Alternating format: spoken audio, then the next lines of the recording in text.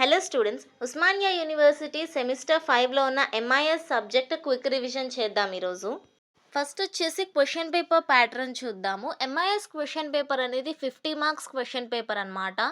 So ఈ question paper అనేది part A and part బిగా డివైడ్ అయ్యింది. పార్ట్ ఏ వచ్చేసి 10 మార్క్స్ అండ్ పార్ట్ బి వచ్చేసి 40 మార్క్స్ అనమాట. మీరు లాంగ్ ఆన్సర్స్ నేర్చుకుంటే షార్ట్ ఆన్సర్స్ సపరేట్గా నేర్చుకోవాల్సిన అవసరం లేదు. లాంగ్ ఆన్సర్స్ నుంచే షార్ట్ ఆన్సర్స్ ఇస్తారనమాట. సో ఈజీగా ఉంటుంది. సో సపరేట్గా నేర్చుకోవాల్సిన అవసరం ఉండదు. సో చాప్టర్ 1 నుంచి ఈ 3 ఇంపార్టెంట్ క్వశ్చన్స్ ఉన్నాయన్నమాట. First of all MIS structure. Question ఎలా ఇచ్చినా సరే అక్కడ ఎంఐఎస్ స్ట్రక్చర్ అని కనిపిస్తే గనక నేను చెప్పే స్ట్రక్చర్ అనేది మీరు రాయండి. ఫస్ట్ ఇంట్రొడక్షన్ రాయాలి. సో ఎంఐఎస్ స్ట్రక్చర్ గురించి రాస్తున్నాం కాబట్టి ఎంఐఎస్ ఇంట్రొడక్షన్ రాయాలి. సో ఎంఐఎస్ అంటే ఏంటి? మేనేజ్మెంట్ ఇన్ఫర్మేషన్ సిస్టమ్ అనమాట. సో ఇది ఏం చేస్తుందంటే ఇచ్చిన డేటాని ప్రాసెస్ చేసి మళ్ళీ దాన్ని వెరిఫై చేసి దాంట్లో ఏమన్నా మోడిఫికేషన్స్ చేయాలి అంటే మోడిఫికేషన్స్ చేస్తుందన్నమాట ఇది. సో దీనివల్ల ఏంటి యూజ్ అంటే డెసిషన్ మేకర్స్కి ఈజీగా డెసిషన్ అనేది తీసుకోవడానికి హెల్ప్ అవుతుందన్నమాట. సో ఎంఐఎస్లో స్ట్రక్చర్ అనేది ఉందన్నమాట. స్ట్రక్చర్ ఎలా ఉంటుంది అని అంటే ఇట్లుంటుంది అనమాట. ఎంఐఎస్ స్ట్రక్చర్ వచ్చేసి సో ఇది వచ్చేసి 3 లెవెల్స్గా డివైడ్ అయ్యి ఉందన్నమాట. స్టాటిక్ మేనేజ్మెంట్ అంటే టాప్ లెవెల్ మేనేజ్మెంట్. అంటే అక్కడ ఎవరు ఉంటారు అని అంటే అథారిటీస్ అనమాట. బోర్డ్ ఆఫ్ డైరెక్టర్స్ కానివ్వండి, వాళ్ళందరూ ఉంటారనమాట. సో వీళ్ళు ఏంటంటే అసలు ఏ ప్రోడక్ట్ రిలీజ్ చేయాలి, ఏ ప్రాజెక్ట్కి సైన్ చేయాలి, అసలు బిజినెస్కి ప్రాఫిట్స్ ఎలా తేయాలి అనేవి ఇవన్నీ వాళ్ళు డిసైడ్ చేస్తారనమాట. నెక్స్ట్ వచ్చేసి టాక్టికల్ మేనేజ్మెంట్. సో ఈ మేనేజ్మెంట్లో ఎవరు ఉంటారంటే మేనేజర్స్ వీళ్ళందరూ ఉంటారనమాట. మేనేజర్స్ కానివ్వండి, అసిస్టెంట్ మేనేజర్స్ వీళ్ళందరూ ఉంటారు. వీళ్ళు ఏం చేస్తారు అని అంటే వీళ్ళు పైనున్న అథారిటీస్కి కిందుండే వర్కర్స్కి వీళ్ళు మీడియేటర్స్ అనమాట. అథారిటీస్ దగ్గర నుంచి గైడ్ లైన్స్ అవన్నీ తీసుకొని వాటిని వీళ్ళు వర్కర్స్కి డివైడ్ చేసేసి ప్రాజెక్ట్స్ ఇస్తే ప్రాజెక్ట్ డివైడ్ చేసేసి వాళ్ళందరి వర్క్ అనే దాన్ని అసైన్ చేస్తారు. నెక్స్ట్ ఆపరేషనల్ మేనేజ్మెంట్ అంటే బాటమ్ లెవెల్. సో దీంట్లో ఎవరు ఉంటారంటే వర్కర్స్ కానివ్వండి వీళ్ళందరూ ఉంటారనమాట. ఎంప్లాయీస్ వీళ్ళందరూ ఉంటారు. వీళ్ళు back bone of the business. ఒక ఆర్గనైజేషన్కి వీళ్ళే బ్యాక్ బోన్. ఎందుకంటే వీళ్ళు ప్రోడక్ట్ అనేది రెడీ చేయాలి. సో ఈ వర్కర్స్ అందరినీ ఒక డిపార్ట్మెంట్గా డివైడ్ చేస్తారనమాట. మ్యానుఫ్యాక్చరింగ్ డిపార్ట్మెంట్ అని, టెస్టింగ్ డిపార్ట్మెంట్ అని అలా ఒక్కొక్క డిపార్ట్మెంట్గా డివైడ్ చేస్తారనమాట వీళ్ళని. నెక్స్ట్ క్వశ్చన్ వచ్చేసి system approach to problem solving. So దీనికి ఇంట్రడక్షన్ ఏం రాయాలి అంటే ఫస్ట్ ఎంఐఎస్ గురించి రాయండి ఇంట్రడక్షన్. మీకు ఫస్ట్ క్వశ్చన్లో నేను ఏ ఇంట్రడక్షన్ అయితే ఇచ్చానో అదే ఇంట్రడక్షన్ దీనికి రాయండి. So next problem solving. ఇప్పుడు మనము ఒక డెసిషన్ని తీసుకోవాలని అనుకుంటున్నాము బిజినెస్ కోసము. సో ఆ డెసిషన్ తీసుకోవడానికి ఏం ప్రాసెస్ ఉంటుంది? సో అదనమాట. సో దాంట్లో ఏమైనా ప్రాబ్లమ్స్ వస్తే ప్రాసెస్ అయిపోయింది. దాంట్లో ఏమైనా ప్రాబ్లమ్స్ వస్తే ఎలా సాల్వ్ చేయాలి అనేదాన్ని ఈ క్వశ్చన్ అనమాట. ఈ క్వశ్చన్లో టోటల్ 6 సైడ్ హెడ్స్ ఉన్నాయన్నమాట. సో ఫస్ట్ వన్ వచ్చేసి ప్రాబ్లమ్ డెఫినేషన్. సో అసలు ప్రాబ్లం ఏంటి అని తెలుసుకోవాలి. ఇప్పుడు కోడ్ అనేది రెడీ చేసో ఎర్రర్ వచ్చిందో లేకపోతే ఏదో ఒక ప్రాబ్లం అనేది వచ్చింది. సో ఆ ప్రాబ్లం ఎక్కడొచ్చింది, అసలు ఆ ప్రాబ్లం ఏంటి అనేది చూసుకోవాలి. దాని తర్వాత డేటా కలెక్షన్. డేటా కలెక్షన్ అని అంటే ఇప్పుడు మీరు ఆ ప్రాబ్లంకి తగ్గట్టు డేటా అనేదాన్ని కలెక్ట్ చేయాలన్నమాట. దీనికి ఆల్టర్నేటివ్గా ఏది పెట్టాలి అని చెప్పేసి కొన్ని డేటా అనేదాన్ని కలెక్ట్ చేయాలి. ప్లస్ ఏదైతే ఎర్రర్ వచ్చిందో, ఏదైతే ప్రాబ్లం వచ్చిందో ఆ ప్రాబ్లమ్ని కూడా మనం కలెక్ట్ చేసుకోవాలి. Next identification of alternatives. So ఇప్పుడు ఆ ప్రాబ్లంకి తగ్గట్టు మనం ఆల్టర్నేటివ్స్ వెతుక్కోవాలి. అంటే ఇంకేమన్నా ఆప్షన్స్ ఉన్నాయా దీన్ని రీప్లేస్ చేయడానికి అని మనము ఆల్టర్నేటివ్స్ని వెతకాలన్నమాట. Next evaluation of alternatives. అంటే ఇప్పుడు అన్ని ఆల్టర్నేటివ్స్ మనం ఒకటేసారి అప్లై చేయలేం కదా. ఇప్పుడు ఒకటే ప్లేస్లో అన్నీ పెట్టలేం కదా. ఒక్కటే పెట్టగలుగుతాం, అది కూడా పర్ఫెక్ట్ వన్ పెట్టగలుగుతాం. సో అన్ని ఆల్టర్నేటివ్స్లో ఏది పర్ఫెక్ట్గా సూట్ అవుతుంది అనే దాన్ని మనం చెక్ చేయాలన్నమాట. ఎవాల్యుయేషన్ ఆఫ్ ఆల్టర్నేటివ్స్ అంటే checking of alternatives. Next implementation of best alternative. So ఇప్పటిదాకా మనము ఒక థౌజండ్స్ ఆఫ్ ఆల్టర్నేటివ్స్ని చూసాము. దాంట్లో బెస్ట్ వన్ సెలెక్ట్ చేసి ఎక్కడైతే ప్రాబ్లం వచ్చిందో ఆ ప్రాబ్లంలో ఈ బెస్ట్ ఆల్టర్నేటివ్ని మనం అప్లై చేయాలన్నమాట. Next verification of implemented solution. ఇప్పుడు మనం అప్లై చేయగానే అది సక్సెస్ అని వస్తుందా? లేదు. మనం ఒకసారి వెరిఫై చేయాలి. ఇది అసలు సూట్ అవుతుందా లేదా అని మళ్ళీ ఒకసారి వెరిఫై చేయాలన్నమాట.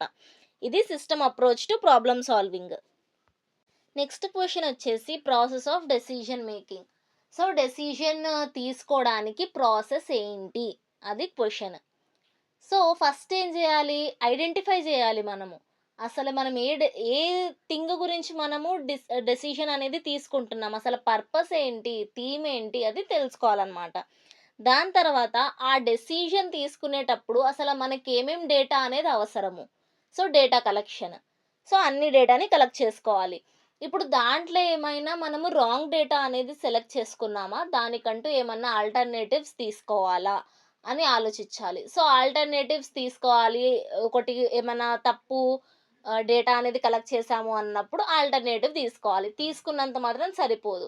ఆ ఆల్టర్‌నేటివ్‌ని మనం వెరిఫై చేయాలన్నమాట. ఈ ఆల్టర్‌నేటివ్ అనేది కరెక్ట్‌గా సూట్ అవుతుందా? లేదా? అని మనం ఒకసారి క్రాస్ చెక్ చేసుకోవాలి. దాని తర్వాత ఆ ఆల్టర్‌నేటివ్ బెస్ట్ అని అనిపిస్తే ఆ ఆల్టర్‌నేటివ్‌ని మనము మన డెసిషన్‌లో ఇంప్లిమెంట్ చేయాలన్నమాట. ఇంప్లిమెంట్ చేశాక ఆ డెసిషన్ మళ్ళొకసారి క్రాస్ చెక్ చేయాలి ఫస్ట్ నుంచి. క్రాస్ చెక్ చేశాక ఇప్పుడు ఒకవేళ ఇంప్లిమెంట్ చేసిన డేటా కరెక్టే అని అనిపిస్తే మళ్ళొకసారి దాన్ని రివ్యూ చేయాలన్నమాట. సో, ఇది ప్రాసెస్ ఆఫ్ డెసిషన్ మేకింగ్. ఈ చాప్టర్‌లో జస్ట్ ఈ 3 క్వెషన్సే important. Main important system approach to problem solving అనేది చాలా ఇంపార్టెంట్. సో, నెక్స్ట్ చాప్టర్ 2లో నుంచి 3 క్వెషన్స్ అనేవి ఇంపార్టెంట్. సో, ఫస్ట్ క్వెషన్ వచ్చేసి types of information system. Information సిస్టమ్స్‌లో ఎన్ని టైప్స్ అనేవి ఉన్నాయి. So, first of all information system అనంటే ఏంటి? ఇన్ఫర్మేషన్ సిస్టమ్ అనే దాన్ని 1950లో ఇంట్రొడ్యూస్ చేశారనమాట. సో, 1950 నుంచి 1960 లోపులో ఏమైందంటే ఈడీపీ అనే దాన్ని కనుక్కున్నారు. అంటే ఎలక్ట్రానిక్ డేటా ప్రాసెసింగ్. అంటే డేటాని ప్రాసెస్ చేయగలుగుతుంది. అంతవరకు మాత్రమే ఇన్ఫర్మేషన్ సిస్టమ్ వర్క్ చేసేది. దాని తర్వాత 1970-1980 మధ్యలో ఏమైందంటే, డెసిషన్ మేకింగ్ కూడా తీసుకునేది. ఎవరైనా ఏదైనా క్వైరీ ఇస్తే దానికంటూ డెసిషన్ రెడీ చేసి ఇచ్చేదనమాట. నెక్స్ట్ 1990 తర్వాత నుంచి ఏమవుతుందంటే ఈఆర్‌పీ అంటే ఎంటర్‌ప్రైజ్ రిసోర్సెస్ ప్లానింగ్‌ని కూడా అంటే ఇప్పుడు ఒక మేనేజ్‌మెంట్‌కి ఎలా ప్లాన్ చేయాలి? ఎలా రిసోర్సెస్ అనేది మేనేజ్ చేసుకోవాలి అనే దాన్ని కూడా ఈ ఇన్ఫర్మేషన్ సిస్టమ్ అనేది ఇస్తుంది. సో, దీంట్లో ఏమేం టైప్స్ ఉన్నాయి అనంటే దీంట్లో 2 టైప్స్ ఉన్నాయి. Operation support system, management support system. మీకిందాక నేను ఫస్ట్ చాప్టర్‌లో జెప్పాను గదా! ఎంఐఎస్ స్ట్రక్చర్ ఎలా ఉంటుందని. సో, దాంట్లో ఆపరేషనల్ మేనేజ్‌మెంట్ ఉంది గదా! సో, ఇది ఆపరేషనల్ సపోర్ట్ సిస్టమ్ అనమాట. అంటే ఇప్పుడు బాటమ్ లెవెల్‌లో ఎలాంటి ప్రాసెసెస్ అయితే జరుగుతాయో వాటికి ఈ సిస్టమ్ అనేది సపోర్టివ్‌గా ఉంటుంది. అది ఆపరేషనల్ సపోర్ట్ సిస్టమ్. సో, ఈ ఆపరేషన్ సపోర్ట్ సిస్టమ్ అనేది గూడా 3 టైప్స్‌గా డివైడ్ అయ్యుందనమాట. సో, ఏంటి ఆ టైప్స్ అనంటే transaction processing system, process control system, enterprise collaboration system. So, ఇవేంటి అనంటే ట్రాన్సాక్షన్ ప్రాసెసింగ్ సిస్టమ్‌లో ఏముంటాయనంటే ఇప్పుడు బాటమ్ లెవెల్‌లో విచ్ మీన్స్ ఇప్పుడు ఒక మాల్స్‌లో ఆహ్, పర్చేస్ చేసినవన్నీ బిల్స్ చేస్తారు కదా! సో, ఆ బిల్స్ ట్రాన్సాక్షన్స్ అనేవి సిస్టమ్ డేటాబేస్‌లో సేవ్ చేసుకుంటుంది. ఒకవేళ ఏమన్నా అయినా సరే ఆ డేటాబేస్ అనేది సెక్యూర్‌గా ఉంచుతుందనమాట ఆ డేటాని. సో, ఈ ట్రాన్సాక్షన్ ప్రాసెసింగ్ సిస్టమ్ గూడా అదే చేస్తుంది. ఇప్పటిదాకా మనం ఏదైతే ట్రాన్సాక్షన్స్ చేశామో, ఆ ట్రాన్సాక్షన్స్ అన్నిటి సేవ్ చేసుకోవడమే కాక సెక్యూర్ గూడా చేస్తుంది. Next process control system. So, ఇప్పటిదాకా మనం ఏదైతే ప్రాసెస్ అనేది చేశామో, డేటా ఎంట్రీ కానీ, ఇంకేమన్నా డేటాస్ ఉంటాయి గదా! ట్రాన్సాక్షన్స్‌కి సంబంధించినవి వోచర్స్ కానివ్వండి, ఇన్వాయిసెస్ కానివ్వండి, బిల్ వైస్ డీటెయిల్స్ కానివ్వండి, ఏవైతే ఎంటర్ చేశామో అవన్నిటిని ఇది సెగ్రిగేట్ చేసి కంట్రోల్‌గా ఉంచుతుందనమాట. సో, నెక్స్ట్ వచ్చేసి enterprise collaboration system. Enterprise collaboration system ఏంటంటే, ఇది బిజినెస్‌లో ఇప్పుడు మనం డిపార్ట్‌మెంట్స్‌గా డివైడ్ చేసుకున్నాం గదా!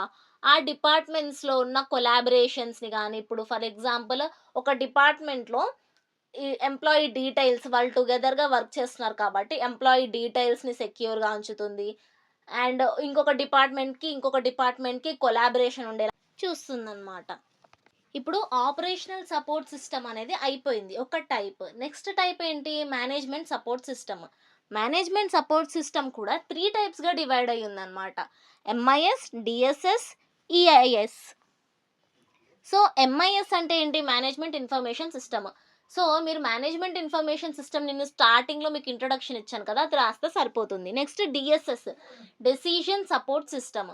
ఇదేం చేస్తుంది అనంటే, ఇప్పుడు డెసిషన్ మేకర్స్‌కి ఇది డెసిషన్ ఇవ్వడమే కాకుండా, దాంట్లో ఏమైనా ఒకవేళ ఎర్రర్స్ ఉంటే, మళ్ళీ వాటికి ఆల్టర్‌నేటివ్ ఇచ్చి, మళ్ళీ వాటిని ఒకసారి రీచెక్ చేసి, మళ్ళీ వాటిని ఇంప్లిమెంట్ చేస్తుంది. సో, ఇప్పటిదాకా తీసుకున్న డెసిషన్స్‌ని మళ్ళీ అది డేటాబేస్‌లో స్టోర్ చేసి, ఎప్పుడైనా రిట్రైవ్ చేయాలనుకుంటే రిట్రైవ్ చేస్తుందనమాట ఇది. నెక్స్ట్ వచ్చేసి ఈఐఎస్ అంటే ఎగ్జిక్యూటివ్ ఇన్ఫర్మేషన్ సిస్టమ్. సో, నార్మల్‌గా ఎగ్జిక్యూటివ్ ఇన్ఫర్మేషన్ సిస్టమ్ అనేది టాప్ లెవెల్ మేనేజ్మెంట్‌కి మాత్రమే ఉంటుందన్నమాట. ఎందుకు అంటే వీళ్ళేదైనా ప్రాజెక్ట్ టేకప్ చేసినప్పుడు దానికి డిజైన్ డెసిషన్స్ కానివ్వండి, ఇంకా ఏమైనా డెసిషన్స్ తీసుకోవడానికి కానివ్వండి, అది వాళ్ళకి మాత్రమే యాక్సెస్ ఉండేలా చూసుకుంటారనమాట. నెక్స్ట్ క్వెషన్ వచ్చేసి types of decision making. So, decision making గురించి ఇంట్రడక్షన్ రాయండి. దాని తర్వాత ఏంటంటే, దాని టైప్స్ ఏమేమి ఉన్నాయి అంటే 3 టైప్స్ ఉన్నాయన్నమాట. Non programmed decision, programmed decision, semi programmed decision. Non programmed decision అంటే అసలు ప్రోగ్రామ్ అవ్వని డెసిషన్, అసలు డిఫైన్ చెయ్యని డెసిషన్ అని అర్థం. నెక్స్ట్ ప్రోగ్రామ్డ్ డెసిషన్ అంటే కంప్లీట్‌గా ఆ డెసిషన్ అనేది అయిపోయింది. కంప్లీట్ అయిపోయింది. నెక్స్ట్ సెమీ ప్రోగ్రామ్డ్ డెసిషన్ అంటే సగమే అయింది ఆ డెసిషన్ అనేది. నెక్స్ట్ క్వెషన్ వచ్చేసి DSS or decision assisting information system.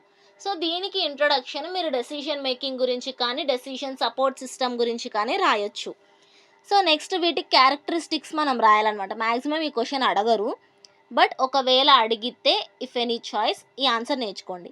So, characteristics వచ్చేసి structured and unstructured decisions.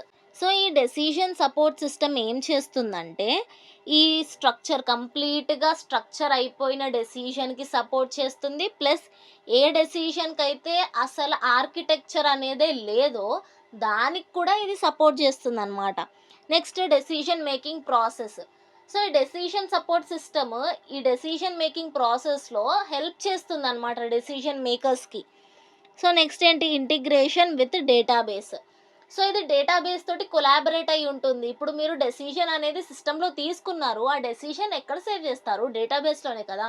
So, ఈ డెసిషన్ సపోర్ట్ సిస్టమ్ అనేది డేటాబేస్ తోటి కొలాబరేట్ అయ్యి ఉంటుంది. Next integrated with certain models. కొన్ని మోడల్స్ తోటి ఇది ఇంటిగ్రేట్ అవ్వడం వల్ల మనకి డెసిషన్ అనేది ఈజీగా తీసుకోగలుగుతామన్నమాట. Next support to the managers. మేనేజర్స్‌కి ఇది సపోర్ట్ చేస్తుంది. ఏ విధంగా?